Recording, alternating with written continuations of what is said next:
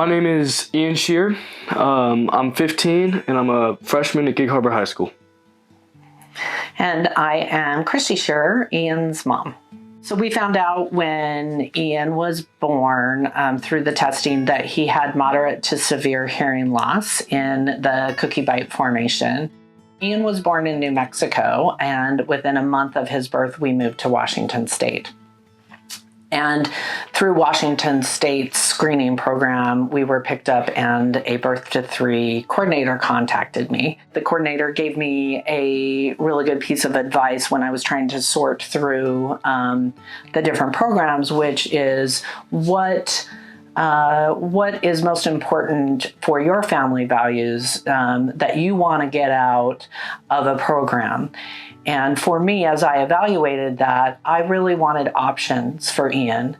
I really wanted him to have choice, and I didn't want that limited by any of the decisions I was making. So when I identified that options was a really big family value for me, that I wanted my child to have options, that was what I was looking for. And the programs that were available, there was really only one that gave us options.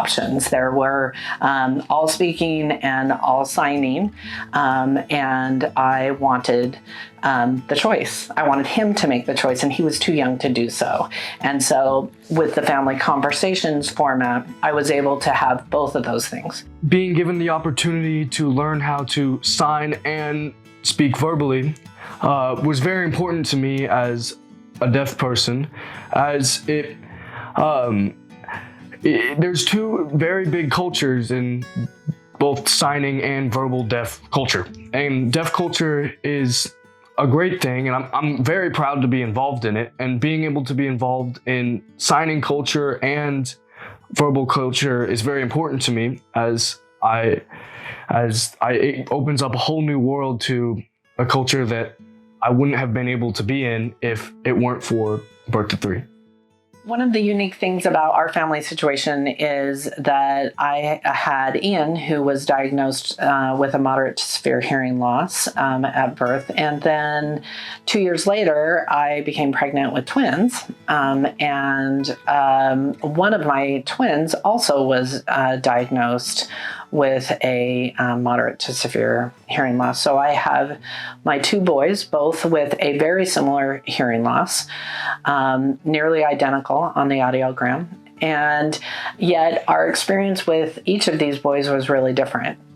We were able to use the family conversation program for both boys, so that almost equals 5.5, 6 years by the time both of them got through the birth to 3 program. So this was a long-term part of our lives. Wow, look at your picture. It's not doggy. It's not. I want to make a lot of dogs. A lot? Both boys have really excelled. Both boys are in, regular education classes in school and have interests outside of school with athletics and friends, and are able to advocate for themselves so that they can communicate and hear in almost every environment. I love to play football. That's something I'm very committed to, and I've been able to excel as not only a student, but as an athlete. And I've many friends. I've been able to be social. Every interest that he's had, including with swimming and sports teams, track, all the things that he's expressed an interest in, he has been able to participate in. When I first got that hard of hearing diagnosis, I don't have a history with the hard of hearing or deaf community. This was really out of left field for me. And like a lot of parents, I had some really hard moments of, he's never going to hear my voice. He's never going to be able to enjoy music, which ironically now he listens to a lot of music and loves music. But I didn't know that. And so when I knew that we were communicating, that I was asking and signing, what do you want? And he responded. It was not a simple repetition of a sign. There was such great relief and joy for me that I knew that no matter what happened from this point on, we were going to be able to connect. We were going to be able to share our thoughts and feelings with each other and our experiences. Part of what I always wanted to be prepared for is if he chose a total signing community, because the deaf community is a really valuable community and a really important culture.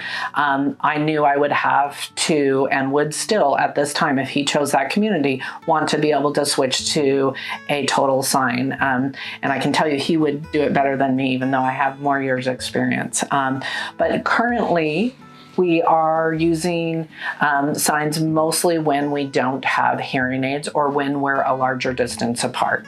I would say it's something like a merger of languages a little bit.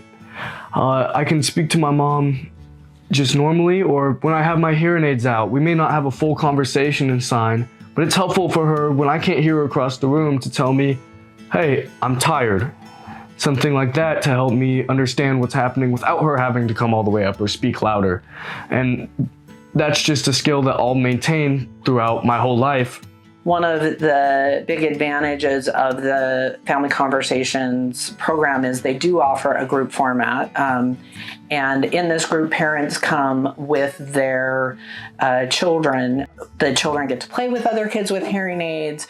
The parents get to problem solve really minor, what would be to other people, minor parenting problems. Things like kids who throw hearing aids. It gets really frustrating when you are searching in the dark for a hearing aid that a kid tossed off in your journey from the car to the house. And so being able to just sit down with another parent who said, this is what I tried, this is what what worked, don't give up, it's a phase, it will go away. It gave me more confidence. Being able to see that I am not the only one who is like this is very important to me. I'm proud of being deaf, but sometimes if you're not around other people who have the same disability, it's hard to understand that you're not alone. So going to a group where there are people like you was very important for me to understand, hey, I'm not an outcast. This is something that lots of people have, and that I'll find lots of people in my life that have the same disability. And that was very important to me for self-confidence. Our communication coach has been an invaluable member of our team. She had the expertise to come in and say, at this point, what we're wanting to do is, for example, increase the language around him. And so can we be talking? Can we be singing around the baby? Each step of the way, she had the next goal that I didn't even know I needed. I'm Amy McCall, and I'm a communication coach with the Family Conversations program. The most important thing is your relationship with your child, and what we hope to do is to support you in keeping that connection really strong. It's the relationships within the whole family. It's sibling relationships, parent-child relationships, and a lot of that, of course, is around communication. I think what the communication coaches, such as myself, hope is that we can bring what we've learned through our training in deafness to you and share it with you in a way that is meaningful to your family and can be adapted, as needed, because needs change. And as you get to know your child better, because we always want to build on your child's strengths. My hopes and dreams for Ian are exactly the same as they've always been, is just that he has the option. I want him to dream big, and I want him to follow his dreams, and I want him to know how to interact with the world to get what he wants. No one ever wants their child to be limited. And so my whole goal as a parent was to give him choice, and that is what I want him to continue to have. For my future, my dream is to become an NFL player. I work very hard to get there. And I would also like in the future, along with that, is to educate and encourage the deaf community. Because I feel that this is a community that sometimes feels forgotten when it's a very powerful and great community.